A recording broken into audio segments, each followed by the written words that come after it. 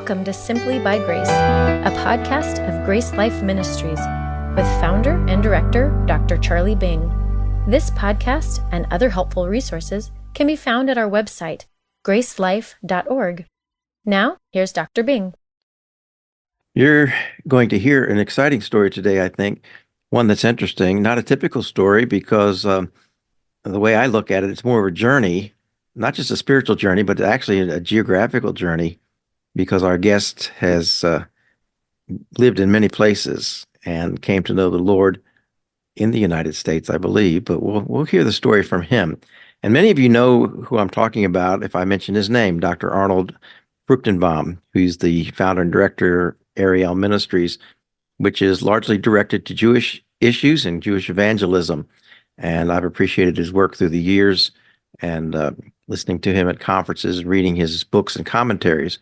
So you're going to meet him today, but I want you to hear his story because it's fascinating, and he's going to tell us about how he came to know the Lord, what the grace of God came to mean to him with his Jewish background. So welcome, Arnold. Thank you. I'm happy to be here. Yeah. Well, we're happy to hear your story, but as I noticed the very brief version online, it's just in a black and white outline. You're going to have to fill in the color. So take us back. It doesn't just start with your birth. This story really starts with your parents. Right. So tell us where they were from and what they went through before you even came along. Well, my father grew up in a town called Pultusk. It's about 50 miles, 80 kilometers north of Warsaw.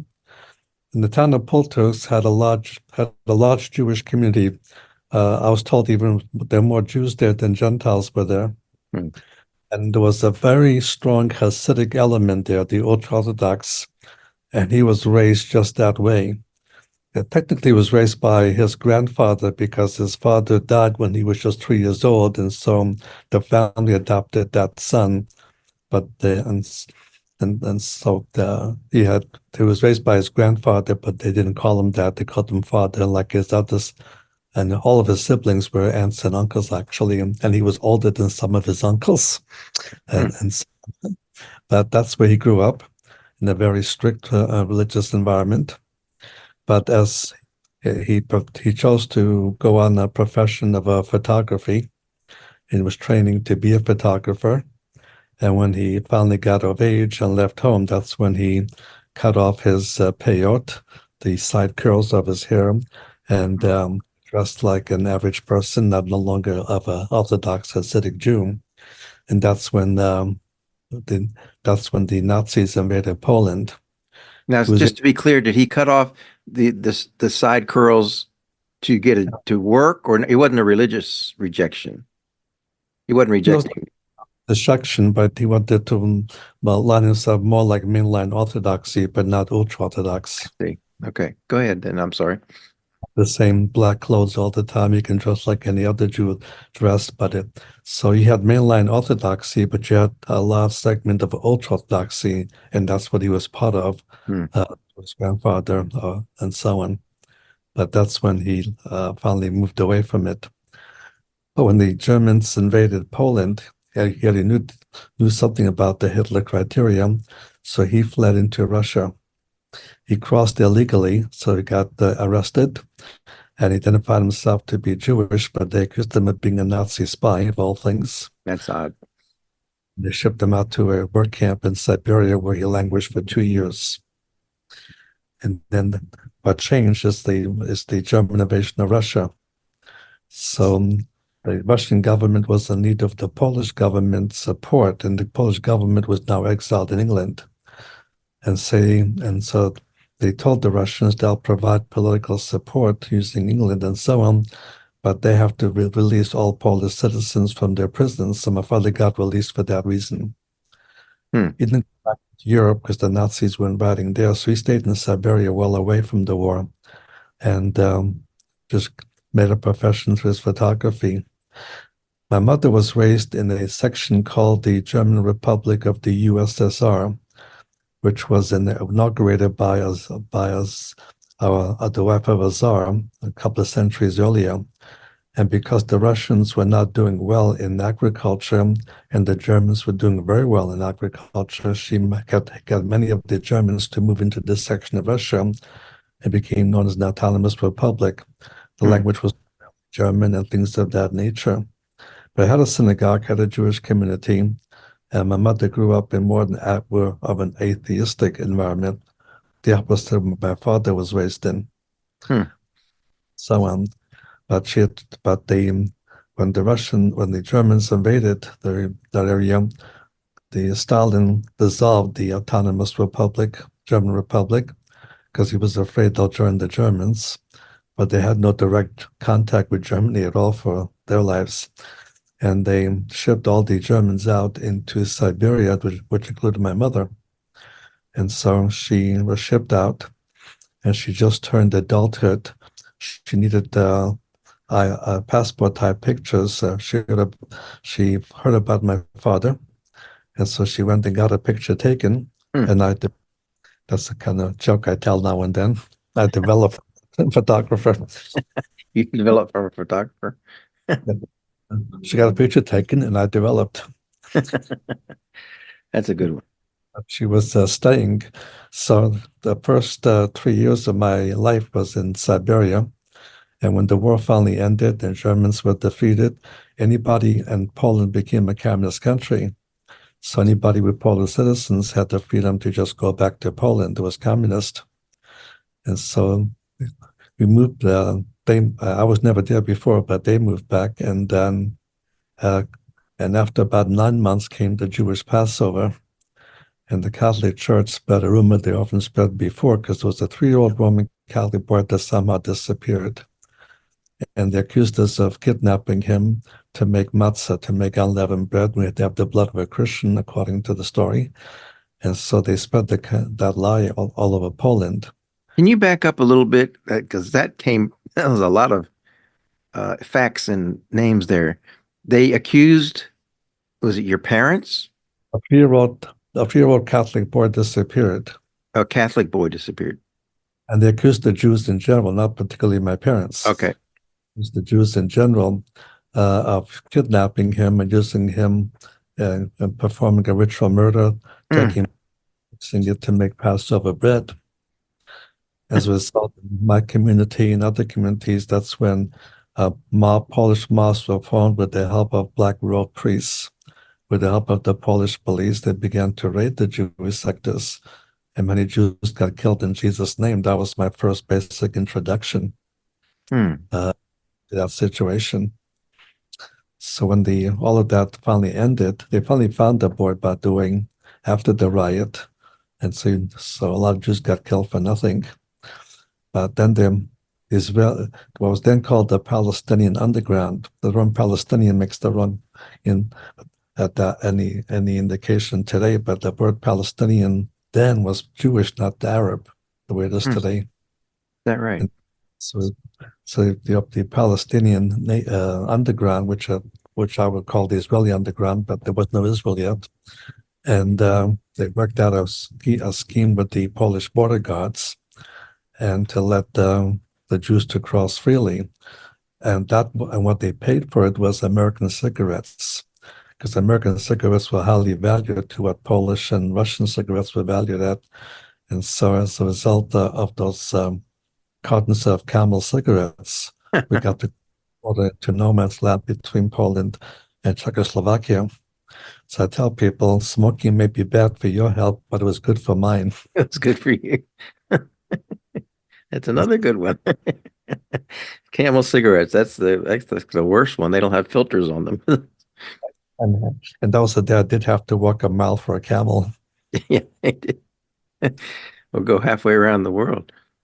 But the Catholics actually killed a lot of Jews, you said, in the name of Jesus. Right. Because they saw it as a Jewish religious vengeance, and to use a boy as a sacrifice, that doesn't even make sense. Doesn't make sense. But that's what the average Polish population was not particularly educated that the Catholic Church was teaching it. They believed it. Yeah. So for several hours, we were just in a siding called No Man's Land between Poland and what was then Czechoslovakia. At this point, it's part of the Czech Republic, but at that point, there was one country. And as a result, the Israeli underground or Palestinian underground organized us, and we had to walk on foot the many miles to the Austrian border from Czechoslovakia. How old were you at this point? I was about probably between 4 and 5 years old. That's when my memory begins to kick in. I don't remember any time of my time in Russia or Ukraine or so on. My memory kicks in only at that point. And the day before scheduled to actually cross the border into Austria, the Czechoslovak government collapsed. The communists took over. The borders were closed. The Russian border police replaced the Czech border police, and we had no permission to cross the border at that point. So what the Israelis said, just sit tight in the forest. They went into the village where there was a border crossing, and they found out that the Russian border police, which had just arrived, were given strict orders to allow no one to cross the border except for Greeks. Greeks were released from camps and going back to Greece. So they told us to burn all our identification papers, birth certificates, anything we had to identify. And we had to approach the Russians at the Czech-Austrian border.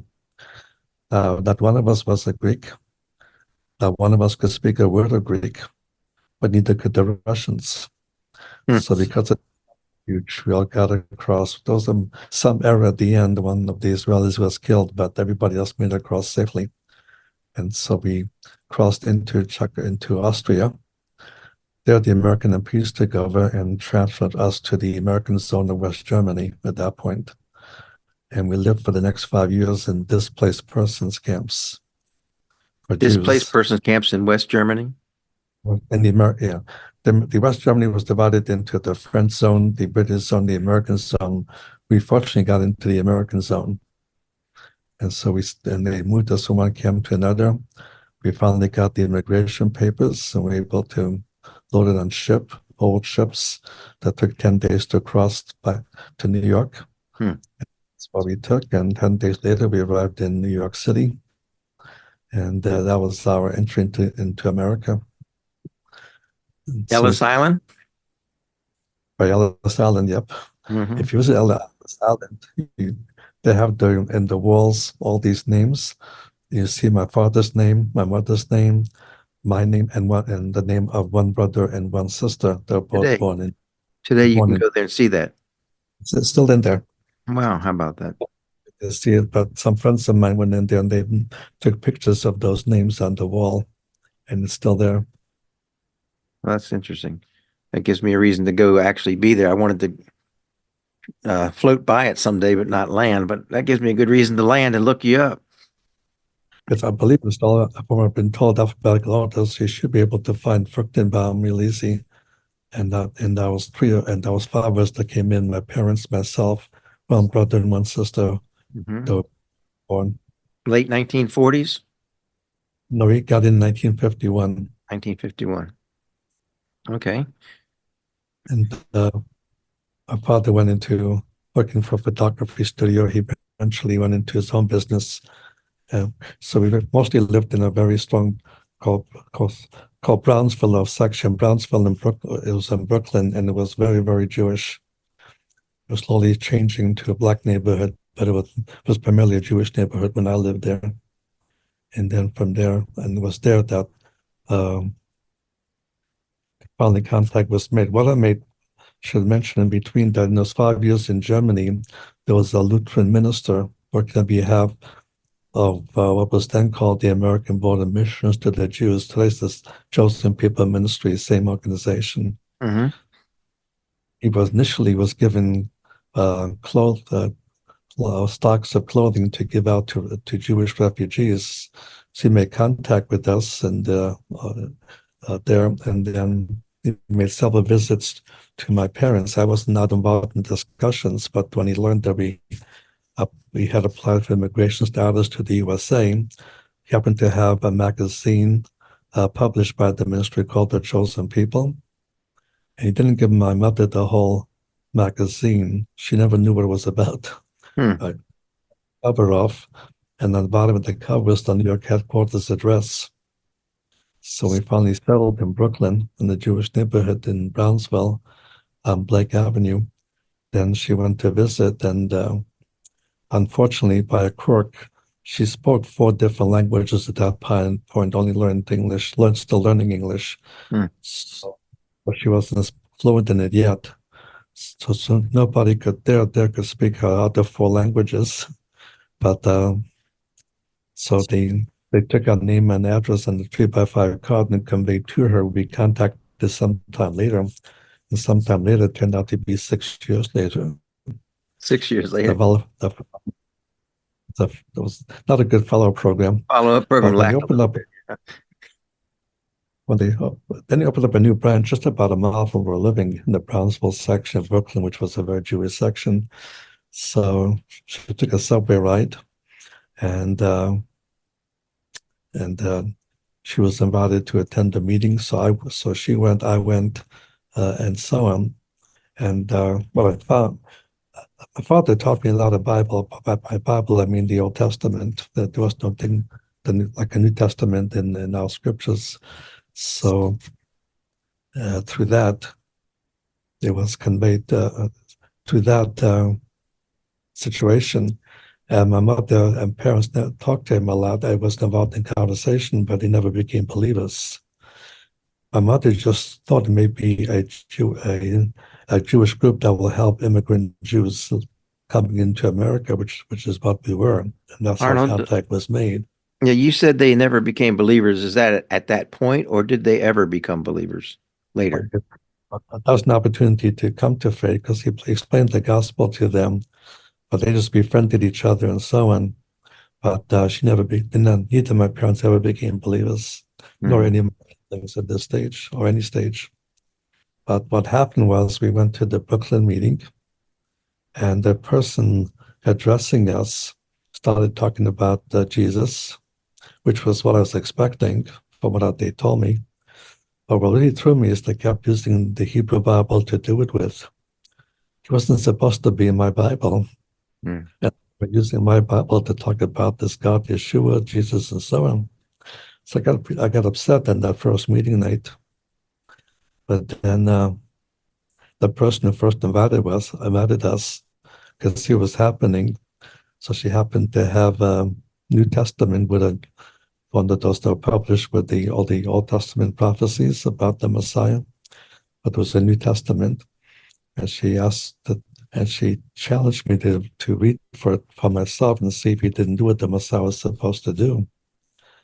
And I agreed to do that, not because I was open-minded. I was just going to prove these schizophrenics to things that can be both Jews and Christians at the same time. And how old were you, Arnold, at this point? It's in my early teens, around 13. Around 13. Do you remember specifically what Old Testament passages they used that really irritated you at that time? Well, the main one was Isaiah 52, 53. Mm-hmm. But the like Genesis 3:15 or Isaiah 7:14 and things of that nature. But the main one was the Isaiah 52, 53, and then so on.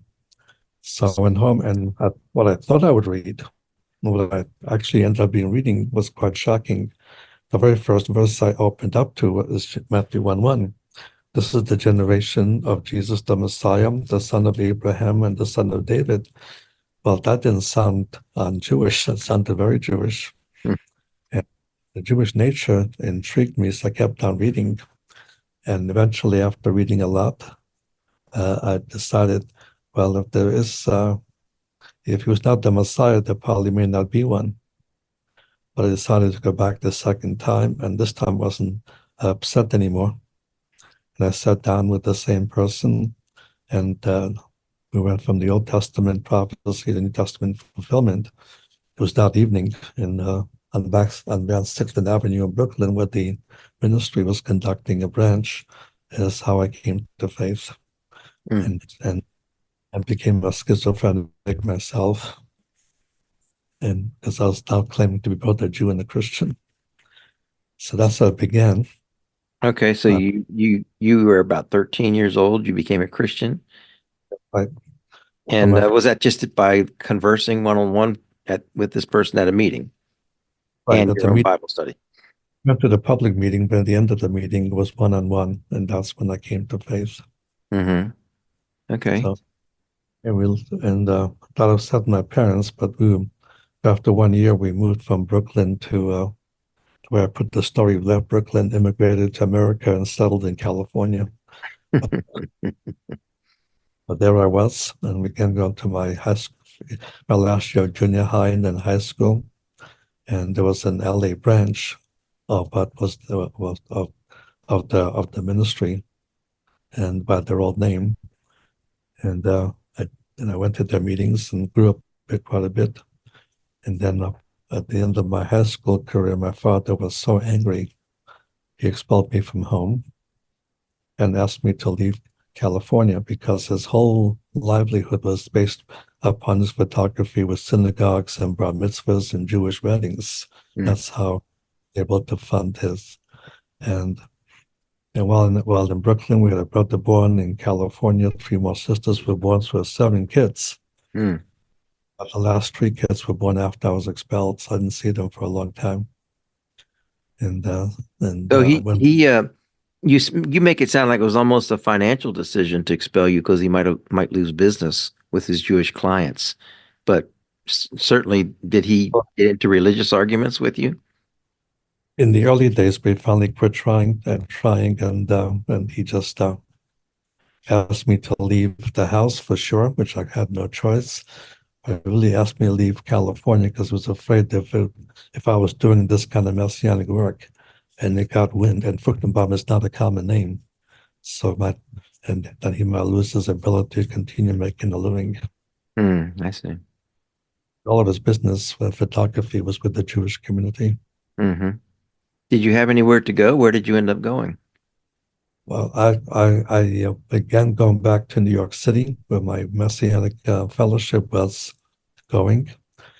And so it took 2 weeks to cross the country. When I got there 2 weeks later, I had about $20 left out of $120 left. So I began going to a Christian school.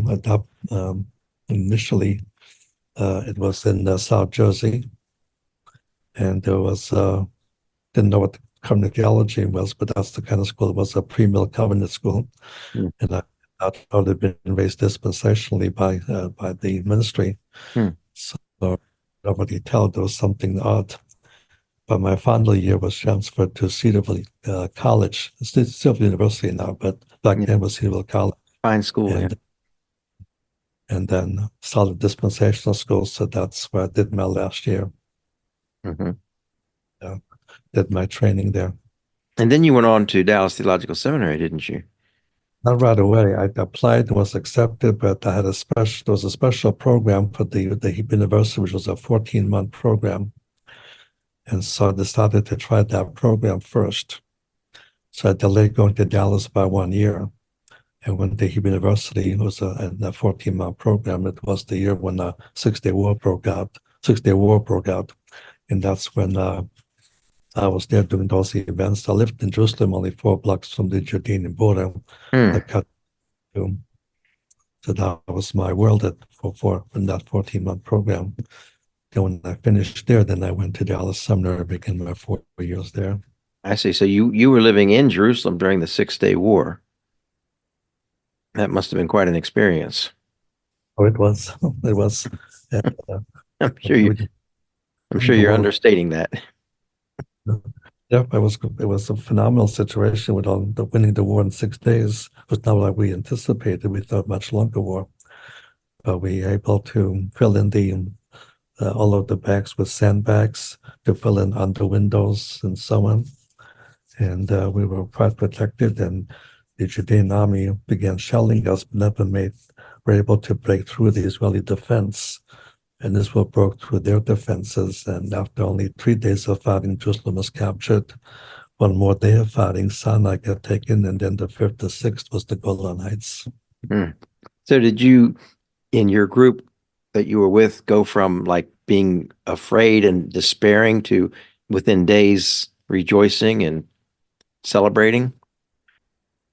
But most of the students with me had fled the land before the war broke out. I did not flee the land. I stayed with about 3 or 4 other ones. We stayed at the institute there where I was trained, where I was learning in the university.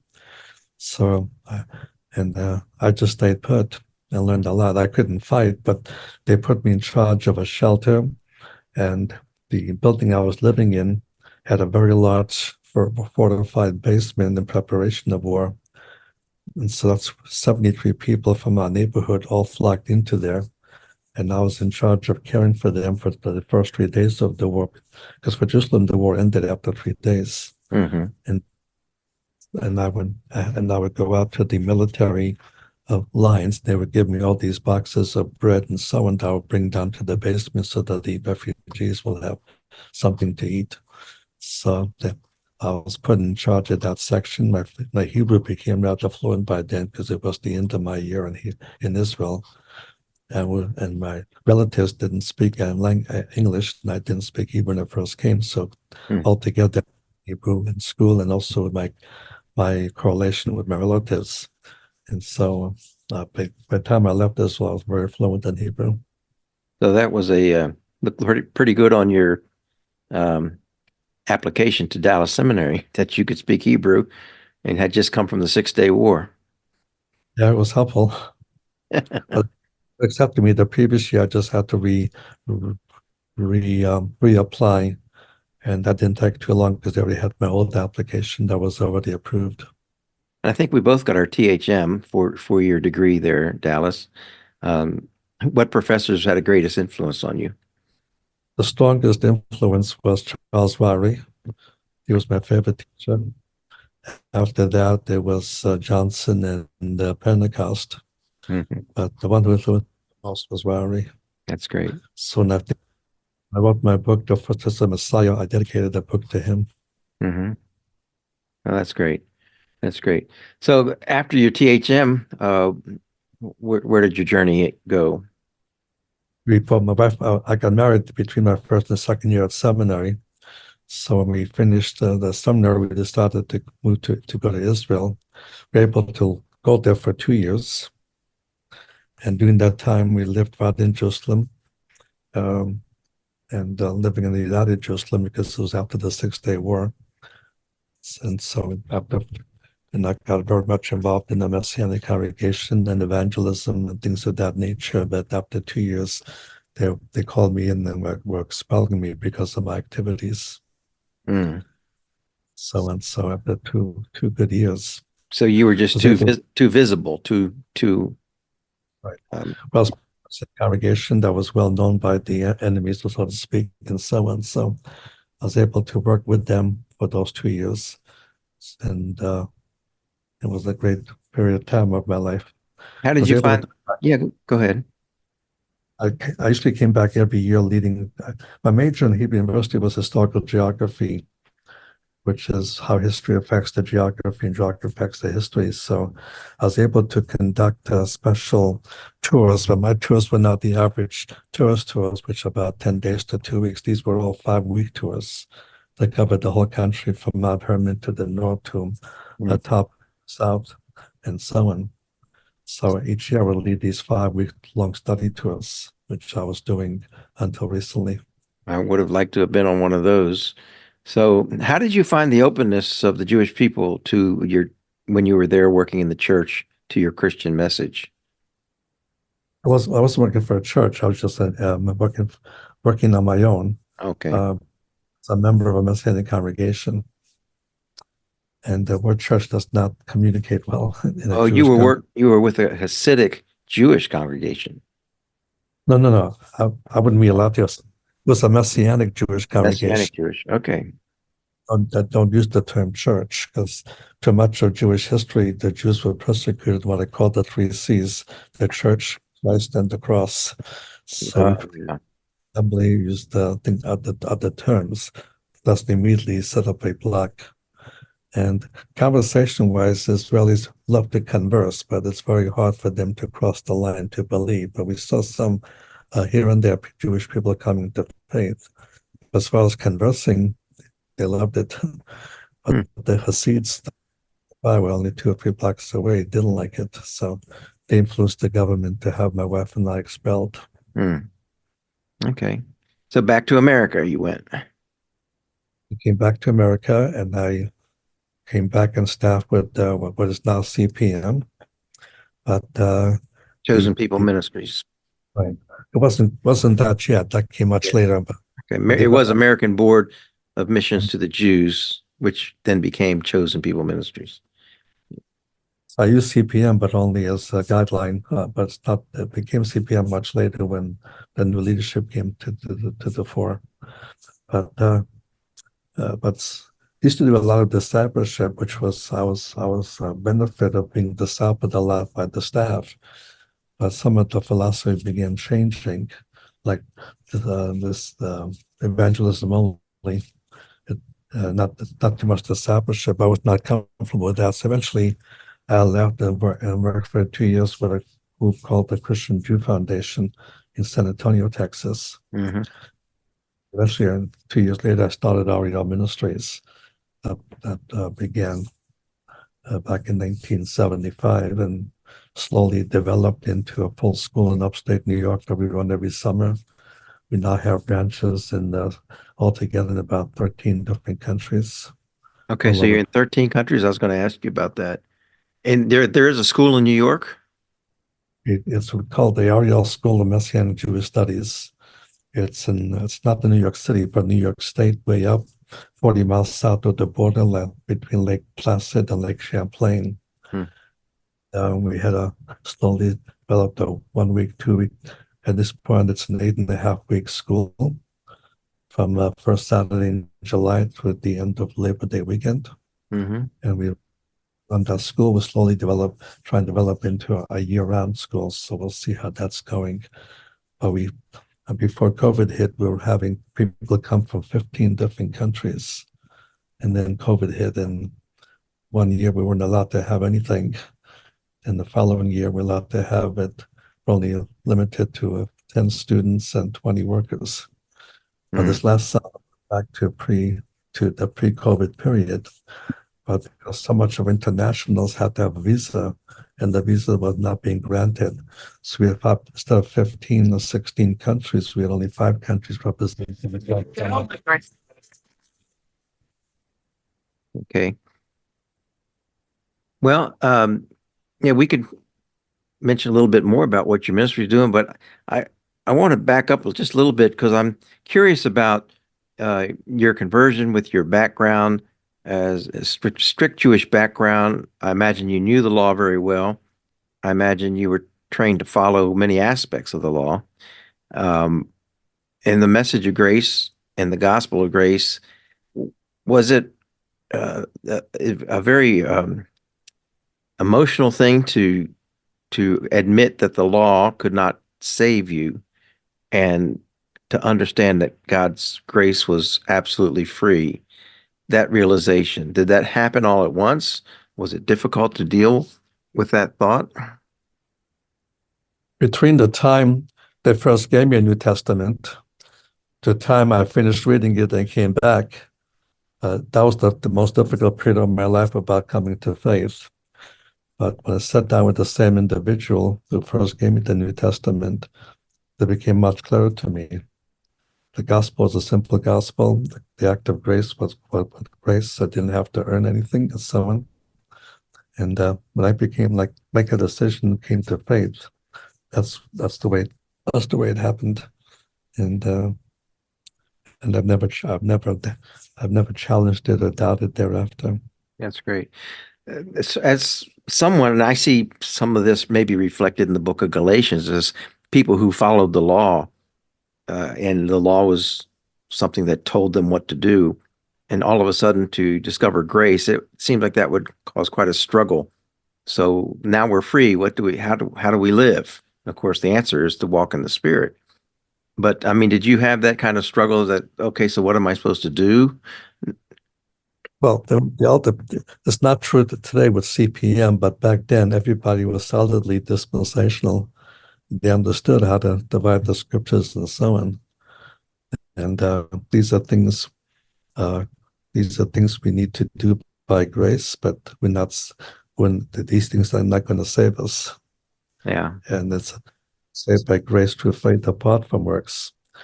We are beyond the Lord the Messiah, not Lord Moses at the present time. We have rules to follow, things of that nature. But those rules don't determine our salvation. It may determine our rewards for the kingdom, but they have no value in affecting our salvations. Salvation was a once an act commitment, and you're instantaneously saved, just like that. But that didn't mean I can do whatever I wanted.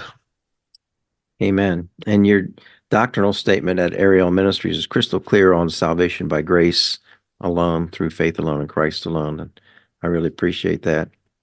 Well, Arnold, it was great to hear your story, and I think we need to continue the conversation and hear a little bit about some of your thoughts about some of the current events that are going on with Israel. If you don't mind, we can talk about that. But today we're very happy that you spent the time to tell us about your background and how Ariel Ministries came to be such a worldwide outreach and how God has used you. Yeah, God did it. We didn't do it. Well, thank you for your time. And My pleasure. and we'll talk to you again. Well, Dr. Arnold Fructenbaum has had this worldwide ministry. God, for some reason, chose him, not just the chosen people, the Jews, but chose him to be an instrument of his grace and spread the message of grace. And he believes in a clear gospel of grace, and that's the message behind Ariel Ministries, as you've heard. And you can see his resources. We'll put the information at the introductory text of the podcast, but you'll see it ariel.org, ariel.org, and you can access his many articles, Bible question and answer, magazine, information about conferences and events in your area, and the school in New York, I'm sure, is on there too. So be sure to look that up. And if you like what you heard today, share it with someone else, especially if you know someone who could appreciate this testimony from someone who came from Judaism to Christ. And then give us a good rating, and more people will listen to it. So just want to thank you for your listening to us, and we will say until all here. Thank you for listening. For more resources, or to help spread the message of God's life-changing grace, visit our website at gracelife.org. We'd love to hear from you. Send us a message at simplybygrace@gracelife.org. See you next time.